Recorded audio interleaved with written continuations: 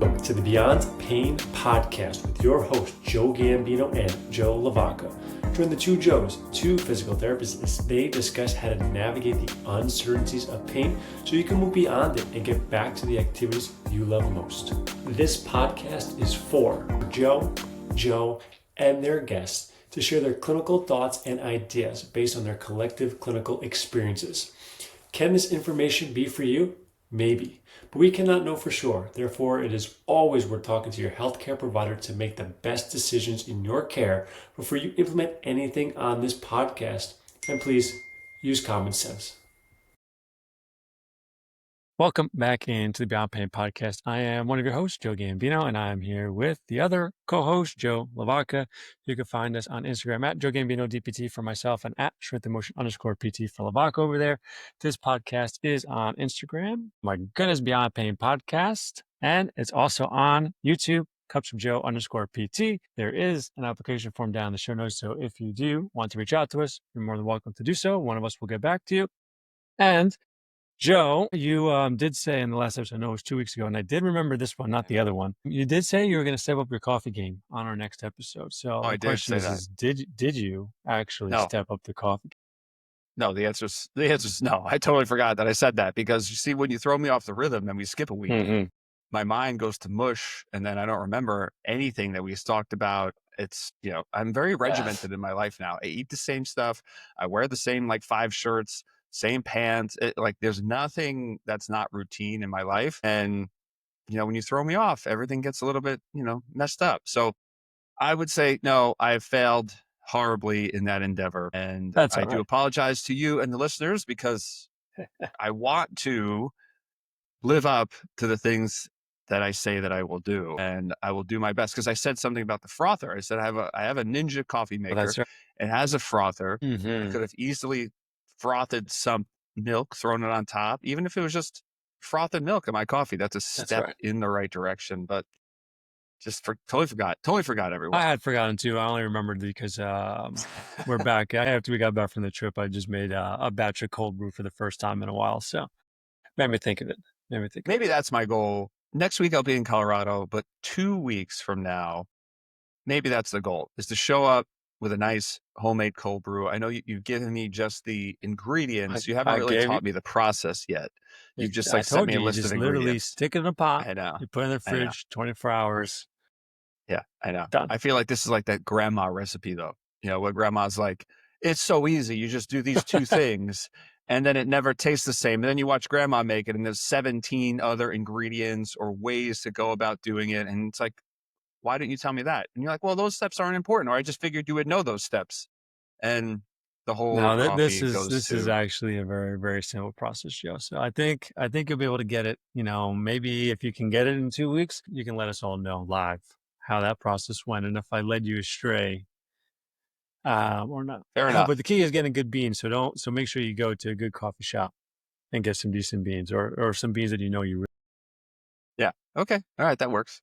All right. Well, I did tell you I had a surprise for you. It was not the surprise I originally intended, because I completely forgot about that. But I do have a surprise episode for you today. I also did not look at any of these prompts yet, so it'll be somewhat of a surprise for me as well. But we have ourselves. We're gonna rank it or rethink it. That's the segment today. And I had a little rethink. One thing prompted me to think of this, and it's kind of the notion of, everyone says they don't have time for it, and then a lot of providers will say, well, no, it's just a lack of priority. And so I figured, maybe we can have conversations around some of these things that pop up and every day. So I put that one as an example. I let ChatGPT select the other 9 for me. So we will rank them. Wow. Okay. Yeah. So there's 10 of them. So pretty much all we're going to do is we'll both rank them, scale from 1 to 5. And then we get to talk about it a little bit and say, do we believe in it? Do we not believe in it? And why? What is the ranking system? Is 1 indicative of, and what's 5 indicative? Yeah, we'll call 1 as we do not believe it, and we'll call it more mythy, and we'll make 5 as it is legit. Basically true. Yes. Facts and myths. Okay, so the more we lean toward 1, the more skeptical we are. The more we lean to 5, the more positive. Okay, so then I got the rules. listeners are on board now. They can play along. What about this rethink it? Yeah, I really think it would be if we're skeptical, we just give a little elaboration on how we would reframe it or rethink about Okay, got it. Okay. So we have 10 topics. that topic. Rethink it, reframe it. Okay, Okay, I here we got it. go. Number one, I already told you because that's the one that I did know. I'm too busy to work out, and then coaches or someone saying that it's a lack of priority. And then one is this is something I don't typically believe in, and five is I do believe in it. Correct. I am going to go with a hard one here. Oh, I don't necessarily think it's a lack of priority. I really think it's hard as a coach to put yourself in someone else's shoes with kids, work, life, relationships, you name it. And then have us step in just on a random Tuesday at 3 o'clock, never met this person before, and then basically say the reason why they're in pain or the reason why they might have anxiety or some sort of negative emotion is just simply because they are not prioritizing their life. To me, they are prioritizing their life because they're putting other things first, the things that are probably important to them. You know as well as I do, I think we are all better at giving advice than following advice. So when I think of my life, I probably think of three or four other people at least before I think of myself when I am filtering decisions. Now, I'm not saying that's good or bad. That's just a choice that I make.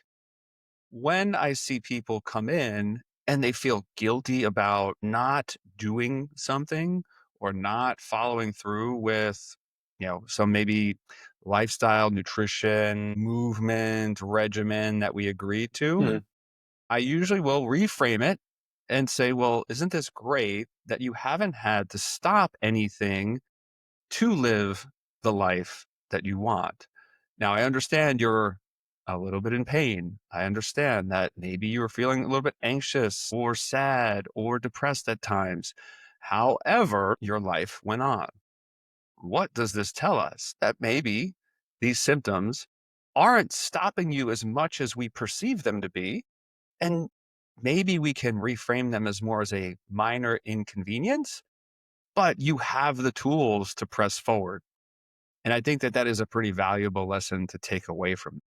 So when people say, or coaches say, that it's just a lack of priority, I would say, no, maybe we haven't given them enough of a reason or plan or approach to rank exercise lifestyle as a higher priority as anything else.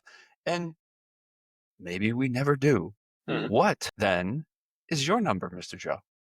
My number, Joe. This is probably our first disagreement on the podcast, Joe. Mm. I'm putting it as a four. Ooh, a four. Wow, that's A that's pretty four. certain. That's pretty certain. And I'm gonna take one thing you said, right? You mentioned the word it's not as important, right? So, and that's how I look at priority, right? And so when I'm a parent, and yeah, I have a job, I have a business, I have a wife, I have other things, right? A lot of things that go on in my own life, and every time, I just actually came off a 4 week hiatus of not lifting. This is the first week back, and there were two, I mean, I wasn't sleeping well with the baby. I had some travel. Things were just a little difficult to navigate. So what fell off the wagon was my workouts, right? Because other things took higher priority in my life. It's not that I wasn't prioritizing my life. This is kind of, I'll kind of go back. We do really agree on this. I think we're just talking about it differently. Other things took priority, and that's okay. And I think no one should ever feel guilty, right? It's always okay to have other things prioritized in your life where you can't work on your fitness or your mobility or your pain. And it's just that, and then you just try to get back on track whenever you can. The other thing that played into it is it started getting really hot here, so I have to work out in the mornings now. Otherwise, my garage feels like I am working in the New York City subway system in 100-degree weather, being down on those platforms. It is miserable in there. So, and then now on top of that, Olivia can get out of her crib. So she comes down at 6:30 in the morning when I'm about to start to work out, and she wants to hang out. So again, a lot of hurdles, but we're getting back on track here, and that's the kind of point. So yes, I do think it's priority, and in your life, you have to prioritize what you need. And then on top of that, and it's perfectly okay to prioritize other things outside of your health. But I would try not to let that happen for too long, because without your health, without the ability to move, with pain and stuff like that, right, it can impact your ability to do other things. So at some point, I think for people, it does need to get bumped up on their list. And it's our job to help them figure out how they can do that in a sense. All right, very cool. I do think to some degree that the prioritization stuff also from a coaching standpoint, right? Like when you say this to someone or I say this to someone, it is sort of like the things I believe are then all of a sudden more important than the things that you have to do day to day. And I think that's where my ranking of like being towards a one was, you know, maybe a little aggressive, but I do think that there is this fixer mentality that a lot of coaches and therapists have. And because they have the fixer, my advice is the best, my technique is the best. This is the way out of your pain and to your goals. And then, therefore, if you don't follow it, I can't help you.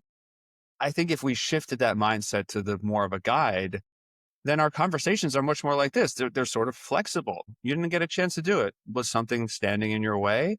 I know we have talked about True Coach as an instance, as an example on this podcast. I think it was a couple weeks ago when we were talking about technology, and technology failed last week for True Coach. They were having login issues. The videos weren't popping up.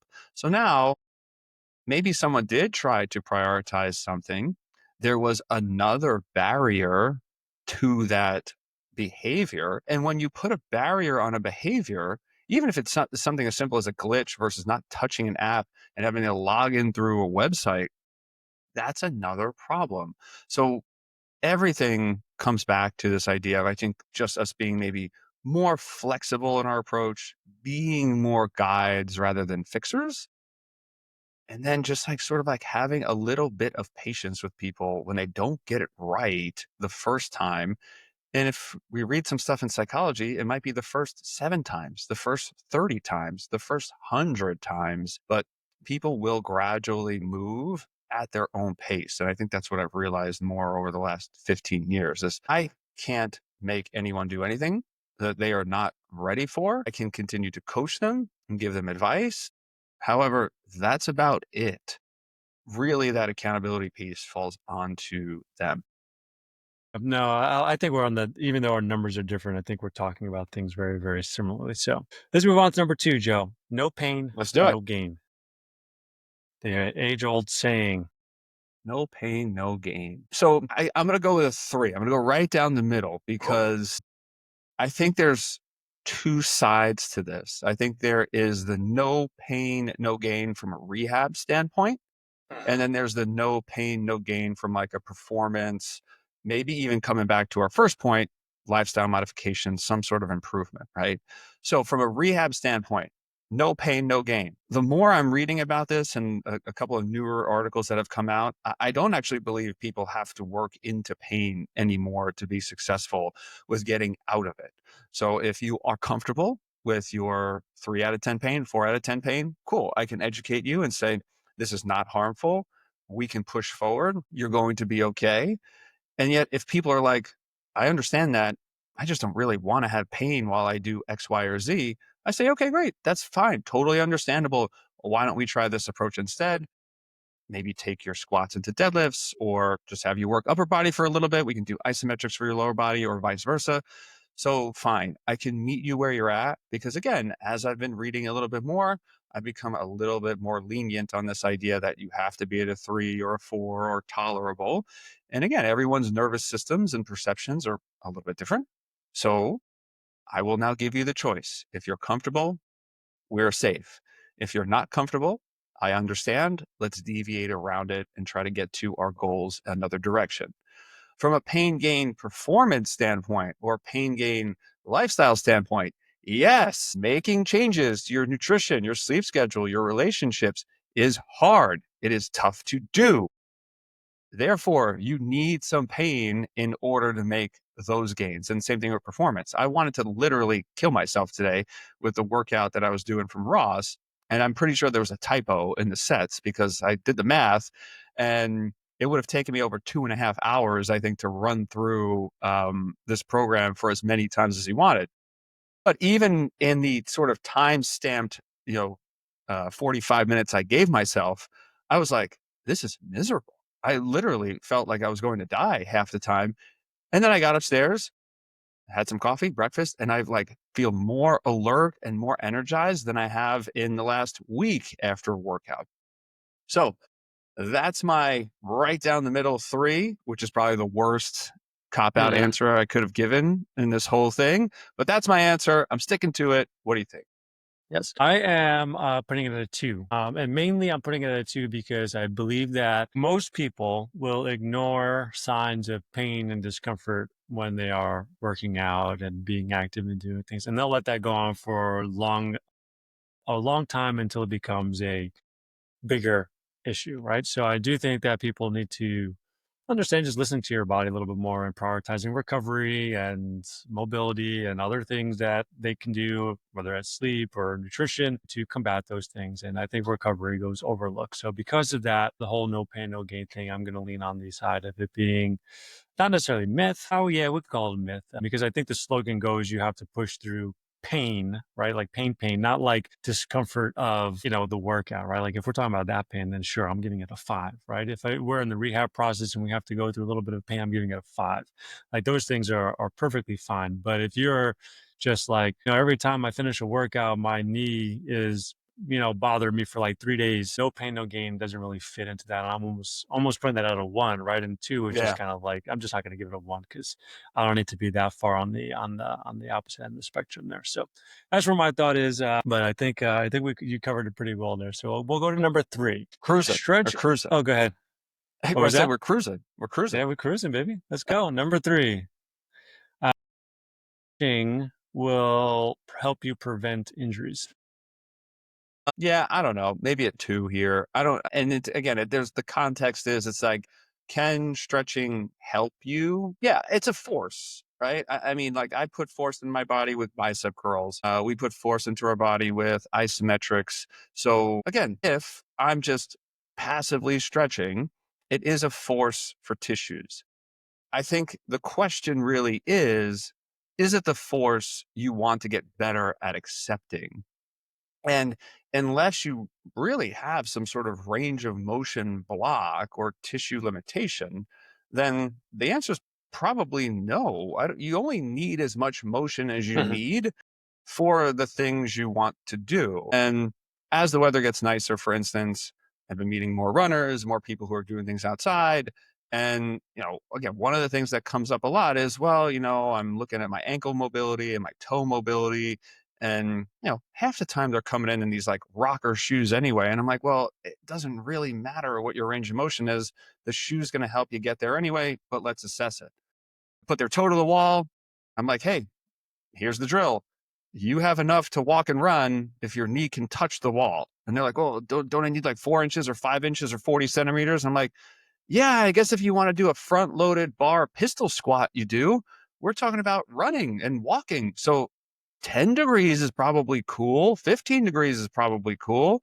So I think as much as the mobility conversation on social media and maybe with certain classes and gurus that we know of, it has, I think, helped people just establish a different way of moving. But then when we come back to prioritization, is that the force that you want to get better at? And I think so many people are stuck in stretching land because they have to earn something to do something else. Whereas we also know that strength training and moving consistently, any sort of movement practice, dancing, yoga, Tai Chi, will improve your range of motion. So it really comes down to the point of maybe if there is a surgical consideration, is there an acute trauma that you're recovering from and really, really trying to get localized nitty gritty into these tissues? Then, okay, sure. Stretching 1, 2 times a day will help you over the course of 8 to 12 weeks get more range of motion. But then it just means that you're better at getting in that position. Are you better at controlling that position? Are you better at producing force in that position? even if you got more range, how does it make you better at what you want to do? Right. So I'll say a two because I think you can still get range of motion any other way. And nothing I seem to have read is like earth shattering for we should maybe prioritize stretching to reduce Yeah. injury risk. Yeah. Yeah. Because the terminology in this sentence was prevent, I'm just going to drop it all. Both of us know. I don't know if everyone else listening knows that you can't prevent injury, especially if you already had an injury. It's a We good both point. know, Joe, that once you have an injury once, your likelihood of getting it again is increased, right? So we're not going to be able to prevent anything. If we took it in a vacuum, probably isn't going to change things too much for somebody. And again, it all comes back down to what you said. Is it actually, why are you doing it and what are your needs, right? If you have full passive flexibility, just because you feel tight, stretching it is not probably going to make too much more of a difference for you. It's probably going to be something else, whether it's strength or more control or stability or whatever that looks like. And even my own viewpoint on mobility has changed over time where honestly now all I really do is it's strength training, but just at my end ranges. I just load all the ranges of motion and that helps me build more mobility, helps me feel better. And honestly, it makes me feel better than just doing stretching or even just some isometrics alone. So I do more eccentrics or a combination of both. Just hanging, but going through like an absolute full range of motion. So there's that. And then I think what you just said, you're like, will it actually help you get better at what you want to do? That's all that matters at the end of the day. So if Yeah, you're doing sure. stretching, if you're doing strengthening, it doesn't matter what you're picking. If you go a few weeks down the line and there's zero changes to how you're feeling, how you're moving, or the goals that you have set out, you're probably going to need to shift your approach. And I think that's just a good rule to have, that you should see some sort of change in a short period of time. It's not going to be like nothing or things getting worse. That's a pretty good sign that something needs to change. All right, number 4, are you ready? Ready. Lifting weights will wreck your joints. I mean, is there a negative one? Is there zero? No, it's only one. Yeah. I mean, this is a hardcore one. Again, like we have too much data now to suggest that strength training is not only one of the gifts of life, maybe it is the fountain of youth. The importance of bone mass for women as they get older, lean muscle mass, really, for both sexes, power for both sexes as we age. I think, again, this notion that if you lift too much, it's going to be bad for you. If you run too much, it's going to be bad for you is keeping people stuck with too light loads, not getting enough steps, trying to play it safe. And it's a pendulum. If you don't move or load your body too much, it's going to degrade Mhm. faster. If you take it to the nth degree, it's going to probably degrade faster. If you're in that middle ground, you're strength training 2 to 3 times a week, you're working hard, if you're hitting those aerobic numbers, 20 minutes, 30 minutes a day, huffing, puffing a little bit, you're going to get some of the most maximal benefit from exercise that we can possibly offer. If you have light weights at home and that's what you want to do, fine. You just still have to take those light weights to a point that's going to make you work really hard. And that's been a conversation that is helpful for certain people who are maybe fearful of heavier loads. Mhm. So they have their adjustable dumbbells at home. They're going to the gym on their own. I'm programming for them. Give those people just sort of as many rep as possible sets. Go until you feel fatigue. Go until you feel tired. And then we can gradually say, all right, well, I don't know, do you like doing 25 reps of goblet squats with 20 pounds? Or do you think now we can maybe go up a little bit, up a little bit, up a little bit, and then get them to a point where, well, they know they can manage the light loads. And now they've taught themselves how to manage heavier loads. So I don't care if it's your knee, your back, your shoulder, your hip, your toe, load it up. Don't be scared. Work to effort, and you will be much better off than your friends or family who do not. Yes, yes, I am on par with you, and I'm going to take number 6 here and slide it in with this because it's running will destroy your knees. So they're Mhm. kind of both following the same thing, and the reason why I'm going to just tie these in is because I've seen like all the they've done the imaging on runners. on their knees, and then they've done it on a sedentary, and the runner's knees, someone who's been doing it for a long period of time, their knee looks way healthier and better than someone who has done almost nothing their entire lives. So lifting weights, running, being active, they're all going to be a good thing. I mean, you can definitely over push, right? And do too much where, as you said, right, you can cause breakdown and pain and injury, or again, on the opposite end of the spectrum, if you're not doing anything at all, that's also going to have a negative impact on your health and drive pain and discomfort and poor movement as well. So be active, do what you enjoy, lift weights, go running, do whatever. And I think you'll be better off for it in the long run. Number 5, you No, I need, thought we're number 7. I guess 4 or 5. This would be number 6 because I'm We skipping. I tied threw 4 and 6 together. I you skipped threw number 4 5. and So 6 together. Man, yes, you yes, yes. see, Because I told you well, this is the numbers here. Okay, we're at I'm very 6 now. regimented, and then you jump to. I just told you in the beginning of the Yeah, episode. I'm very well, regimented. Everything goes I'm in sorry, order. Joe. I got to keep you on your Um, toes. all right, Okay, number this is this 5. is Here we this is go. brain training for you, Joe. Yeah, I'm sure. I hope listeners got confused too. I wasn't the only one. And then Yes, we're going to. So yes. now No, we're going we're at 5 6 to. now. We're 6. We're gonna go from 5 to 7 after this. We're Okay, just that's what I going all said. over the Okay, place. Yeah, yeah, okay. yeah. We're now wherever we. All Okay, right, 5. 5. You need 10,000 steps a day to be healthy. All right. So the easy answer to this is is a 1. And Court writing her book, sharing data with me, the more steps, the better. But it's really fascinating to see her share these statistics where, hey, if you're taking 3 to 5,000 steps a day, you're getting that kind of bare minimum in, you're going to reduce your overall mortality risk. It's going to be healthier for your cardiovascular system. If you're getting closer to maybe 8 or 9,000 steps, that's where you're going to end up reducing neurological risk in the long term. So, really cool stuff coming from Court and her team as they dive into walking and, putting the finishing touches on their book. That whole 10,000 step per day thing was a large Japanese study. And the device they were using, the pedometer, only went up to 10,000 steps. And then it had to be manually kind of reset. That number was a little bit arbitrary. Now, it ended up working out. I mean, 9,000 is pretty close to 10,000, but it's not like you have to necessarily like squeeze in an extra 10 or 20 minutes if you're hitting your 9,000 steps a day. Yeah. So I like that, like kind of straight angle up, right? The more steps a day you get to about 8 or 9, you're probably getting really significant benefit. Once you start going over that, by all means, keep going. The more you walk, the better. However, we'll probably just see that progression or that benefit line just flatten out just a little bit. So, in the truest sense, no, you don't need 10,000 steps a day to be healthy. Healthy is also very subjective. So, you can get away with 8 or 9,000, meet a lot of research parameters. So, if we're going to be really nitpicky, it has to be a 1 on my Mhm. end. Okay. Yeah, for me, I'm putting it at a 3, and mainly a 3 means I just don't care.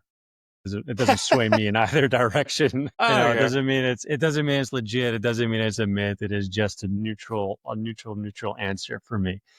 Uh, and mainly because I just looked it up. The average step count per day is between 3 and 5,000 steps. I think having an arbitrary guide there that is proven to make changes from a health perspective, and actually I didn't know about the 9 to 10,000 more from a brain neurological standpoint. I mean, if you have some data on that, and it's not necessarily just like an arbitrary number at that point, it is a beneficial for people. And I think if somebody has a goal like that, they're just going to be more likely to do more steps, even if it takes them from 3,000 to 5,000 or 5,000 to 7,000. Right? That little bit of a difference is going to make a big difference for somebody. And it just comes at the end of the day, right? The more movement you do, the better you're going to be, the healthier you're going to be. So it doesn't matter. I mean, there's other ways you can be healthy, right? Just say you don't like walking, you can go ride bike, right? It doesn't have to be walking, which is also why I'm a very neutral 3 on this. But again, the more we move, the more we get our heart rate up, the more we do things, the better off it's going to be. And I always bring back the story with Jen when she started her dog walking business, and she went from doing 8 to 10,000 steps a day to like 20,000 steps a day, and she felt better. She had more energy. She lost weight Yeah. without even trying. Like it Yep. was, it's a very very underrated form of activity. So do more. And again, don't set a limit at 10,000. If you're already doing 10,000, you want to do more, make the goal 15 or 20 or whatever it is. I have a friend back in New York, and this guy's done like 50,000 steps in a day. Like he's like 20,000 is like his minimum in a sense. He'll like walk everywhere to work. And he used to be very, very heavy, like 300 plus pounds. And the guy now sits and for a very, very long time in like the 160s, 170s in great shape. And a lot of it is because of the lifestyle changes that he's made. And that's one of them, which is, it's a very impressive story. Maybe we should just have him on the podcast and talk about his journey. Right. I think that would be a fun one. All right. To number seven. Number seven. Bad 1, 2, posture. 3, 4, 6, 5, 7. That's it. That's it. Perfect, That's right? it. That's Perfect. it. That's how Yep. Olivia Got counts sometimes. So, all right. Bad posture will cause pain. God. Let's say maybe not, let's not push too many buttons, even though I'm reading a really fun book about posture right now. Um, and Push I'm the going to buttons, say, Joe. I'll say a 2. I think you kind of have talked about this a little bit. And again, it made me a little bit less, maybe abrasive about the topic, where it's like more of like, can certain positions over the course of time become sensitive? Sure. It doesn't necessarily mean that there's a good or bad posture. However, when, your back hurts, sitting a certain way makes you feel better. When your shoulder hurts or your neck hurts, maybe sleeping a certain way just makes you feel better. So I don't think that bad posture or bad positions even exist. But prolonged positions in any state, standing, sitting, lying down, they're all going to end up with the same complication of increasing pressure, strain on certain tissues, reducing blood flow and oxygen to other tissues. And we just have to keep moving. So rather than thinking of that posture as a fixed point, maybe putting it on that spectrum that, yes, and again, I loved when you said this, like, yeah, there's positions that can be sensitive. It doesn't mean that postures are bad. And if we pull away from things that are sensitive when we need to, it can be helpful to get us out of pain faster. So we'll give it a 2. What are your thoughts there, buddy? And this might be the first one where we put the same number on the All right. exact on any of these so far. So yeah, I'm giving it a 2. I think when we look at it from a biomechanical standpoint, it makes sense, right? Where we're finding positions that just put less stress on the body. So if you do have pain or you're trying to avoid pain, being in better posture is probably not a bad thing. But again, if you only spend time in good posture and you never leave it, you do your job, right? You're still going to have the same issues, right? And it all comes back down to variability for me. Right? It doesn't matter if you're sitting 8 hours a day. It doesn't matter if you are working a repetitive job or you're an overhead athlete or whatever it is. Once you lose the ability to get out of those positions and get into other positions, that's when I find the most issues happen. So anterior pelvic tilt, everyone's like, oh my God, it's the worst thing in the world. It's only a problem when you really struggle to get into a more neutral position, or we really can't even access like a posterior tilt or depress your ribs or any of those things, right? And that's when the problems start to arise, right? It's not just because you are in an anterior tilt. It's actually a very advantageous position, and most people who are athletic will kind of live there, right? It kind of helps out. And our bodies do like ways that use less energy. So, for energy conservation standpoint, we're going to utilize it, especially as we're getting tired. But again, can we get out of these positions? Can we access everything when we need it? Can we do it? And that's kind of really the main piece of the puzzle when it comes to posture for me. Mm-hmm. Totally agree. All right. I was almost tempted to skip a number for you, Joe, but I'm not going No, to do don't that do to it. you. Don't do it. We're already confused. Yeah, so we're going to go to number 8. Ice baths are a good recovery tool. And I'm even going to add on this one, using ice for pain, injury. Yeah, again, I think this has been pretty much, debated a lot in the, more at probably athletic training industries and things like that. We had our good buddy Mike Stella on the podcast. He is very famous for his course, End of the Ice Age, reducing the use of ice to, battle athletic injuries and stuff like that. The cold water stuff I'm seeing, or cold water immersion, again, it just seems to be more training your body for like just different stresses, not necessarily helping muscle growth or recovery in any stretch of the imagination. I'll throw a two at it. I still think that if you have pain, if you have injury, try heat, try ice, try vibration, try massage, try pressure, right? I mean, all of these things are just going to attenuate your nervous system when we're thinking of symptomatic relief, right? And you can get temporary symptomatic relief from almost everything because we're highly adaptive and sensitive beings. So that's good news. I don't think that ice will necessarily delay the healing process. I know we have some cellular stuff. I mean, again, long term, does that really impact the cellular function on like a 9-month schedule? If it reduces it a little bit, you know, again, wouldn't our bodies sort of overcompensate and then sort of like ramp up cellular activity or blood flow or oxygen to that area anyway? So again, when we're looking at all these things in a vacuum, yeah, okay, ice might delay cellular processes, but if it helps pain and therefore it helps me move a little bit more or get more range of motion or isometrics into, my regimen, I'd still say that's a net positive and the cellular recovery is going to come back, right? So cold water immersion, haven't read a ton about it. I don't like it. Not fan. Joe's not cold water bath guy, cold shower guy. My stress comes from managing my schedule, New York City, exercise. I don't need to throw myself in an ice bath to just try to teach myself how to get better at the cold. I'm not expecting another ice age, right? I mean, everything we read in the climate crisis, things are getting warmer and everything's melting. I'm like, so why do I need to get better at the cold? I'm not for it. I'm out. I'll give it a two for people who like it. You don't necessarily have to stop. I don't think it's hurting or harming, but I just don't think it's necessarily doing the things that you think it's doing. Yeah, fair, fair. I'm gonna give it a 3. Again, it's one of those neutral things to me where I Say, don't I don't care care. I don't either care. way. I will say, after we did that Wim Hof course, I did the cold showers, Yep. for like I think I worked my way up to like 2 minutes, and I will say that the cold shower, starting my day, having some coffee, like the energy levels were higher for my days. That like it definitely kickstarted you and like woke my ass up. But other than that, I mean, once I stop doing it, I don't know if I'll ever be able to do it again because now I know like this is torture.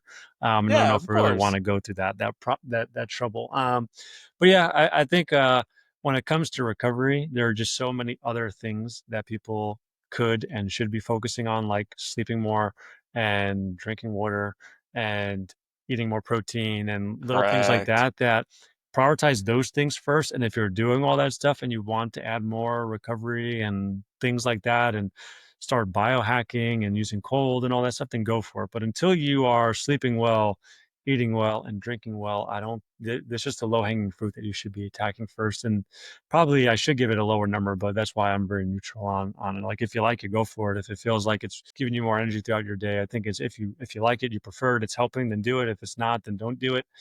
Doesn't matter to me, right? That's why I'm giving it a Yeah, yeah, 3. and it's like, and to your point too, it's like, if you and I were going to Vegas and we were playing roulette and we saw three big pieces of black, you know, they were Hmm. like a third the board.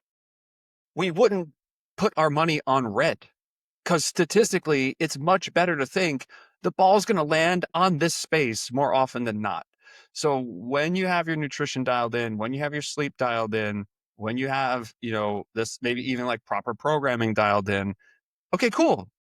Then move on to whatever you want. Hunt, gather, pick apart what makes you feel a little bit better. And probably, again, all of that stuff is going to be mostly subjective, non falsifiable.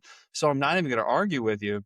But if you're like, I do cold baths and I do lasers and I do this and I do cupping and, my back still hurts. And then you get 4 hours of sleep, you eat like shit and strength train 7 days a week. Yeah, sorry, that's not going to help you. Yep, I'm with you there. I think those are both, again, always comes back to basics first. And when you're really good at basics, you can add and nuance on top of that.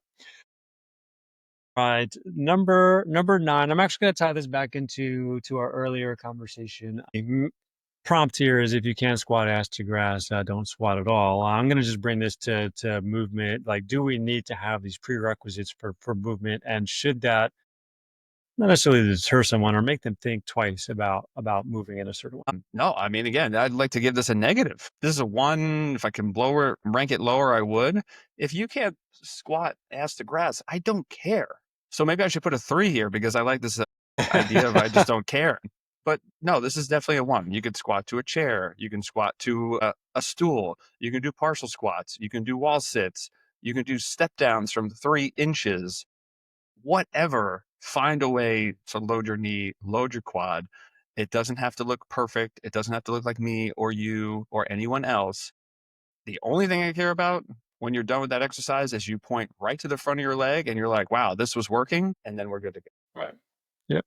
Yeah, so we're gonna say the same things again, but I'm gonna be on the opposite end of the spectrum here and just call it a 4. Mainly for these reasons, right? If you have pain that's preventing your hip from going into a deep squat, or you have pain or pinching in your shoulder when you're going up overhead, it's probably best to avoid it as you're working on those qualities to give yourself the range of motion. But exactly what you said, we need to find the variation that's going to allow you to have success. So overhead pressing is painful or hard, or you're just really restricted in range of motion, a landmine press is a perfect substitute. Exactly. If you can't get into a deep squat, you're lunging, you're stepping up, you're doing a box squat, you're doing whatever.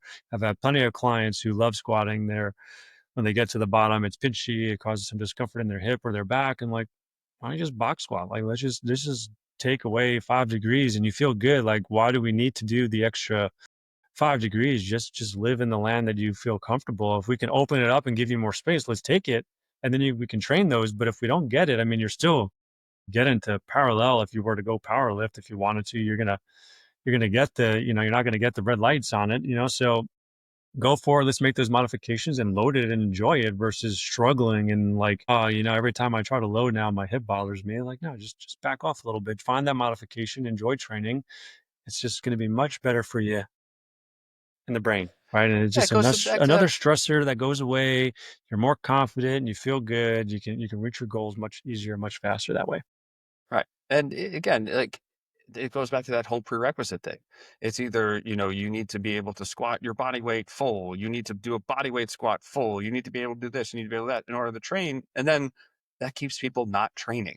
So yeah, I Right. don't care what your range of motion looks like.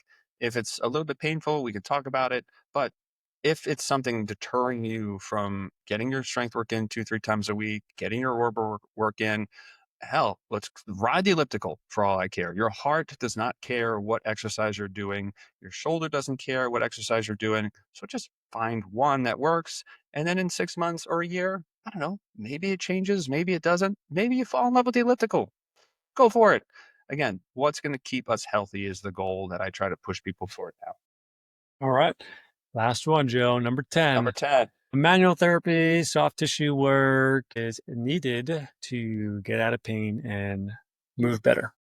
Yeah, I'll go with 3 here. I'll go with I don't care. If you like manual work and that's what your body responds to, terrific. Again, there's plenty of studies that say A plus B or exercise plus manual therapy better than exercise or manual therapy alone. So it could be additive, it could be adjunctive. I think as a person receiving care, know what you respond to. As a clinician giving care, know what you prefer, right? Again, it goes into this idea that I think nowadays there's too much pressure on you and I and everyone else to do manual therapy, think biologically, consider social elements, try to help people cope with their psychological elements. And it's just not possible. And it's not possible in any one session. So if you have a client that you've been working with for a long time, sure, you can move through those phases, you can move between those phases and really kind of get to know that person on an individual level. But if you don't want to, if you kind of tend to be more exercise behavior driven, then stick with what you know. That's going to be your best way to help people. If you've only tried manual therapy and think that's the only way out, well, again, are you empowered enough to really kind of do things on your own, take matters into your own hand? Can you have your therapist teach you some techniques? That's what I try to do with people if they Mhm. respond to a manual therapy intervention. Get a loved one involved, get a foam roller involved, get a massage gun involved and see if you can recreate that input at home. And that's what I would say. So I'm giving it a 3. I'm not for it. I'm not against it. Just know as a clinician what you want to do and know as a client what you respect. Yep. We're 20% on our numbers, Joe. I'm giving this a three as well. I just don't care. If you enjoy it, you enjoy it, go do it. But it shouldn't be the only thing in your arsenal. So even as a provider or as someone who's doing it, if you're only, there's actually probably been like 3 people I've had conversations with this week, is what they've done in the past is all manual based. It's the tens, it's the heat, it's the ice, it's the manipulations, it is the massages, it is the acupuncture, and none of that ever included movement. And this person's been struggling for a very, very long time. So if you like that stuff and you are getting these short term changes, that's great.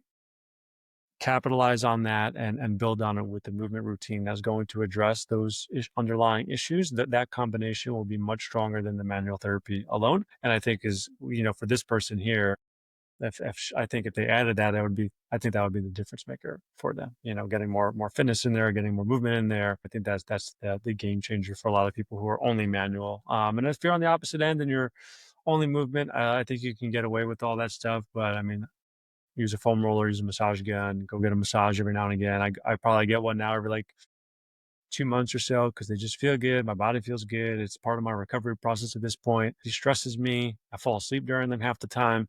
There you go, bud. Something I enjoy. So that's what Love it. I And you I should. You add them should in there. enjoy it. You should treat Yeah, yourself. You should yeah, treat yourself. exactly. You deserve it. Listeners, treat yourself. Bonus tip of the day.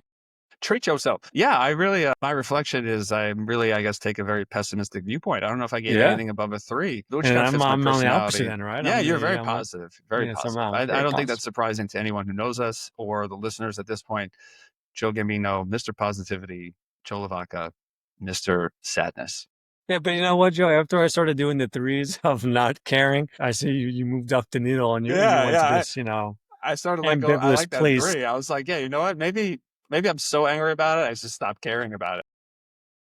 It's interesting though because it's like we say the same things, but the way we view it on the scale is Yeah. differently, which is quite funny. It's like no, you screw this, you know. We won't put this as myth because I believe it this way, and I'm saying, hey, you know what? I believe it's actually true, Yeah. but I spin it in the same exact way that you're talking about. Oh man. All right, buddy. That was a So fun list. We should play more games. That was good. yes. Maybe some listener feedback too would be great. But all right, we ran through our list a little bit out of order, but we did it. Is there any other numbers that we need to jump around to? No. There's no other numbers here. We got it all. We did it in the Olivia counting order, so it's still done sequentially. But that's it, man. Take us home. All right, man. All right. Well, Joe, love you. Thanks for this game today. Listeners, we love you. And don't forget to come back next week for another exciting episode and maybe more games at the Beyond Pain podcast.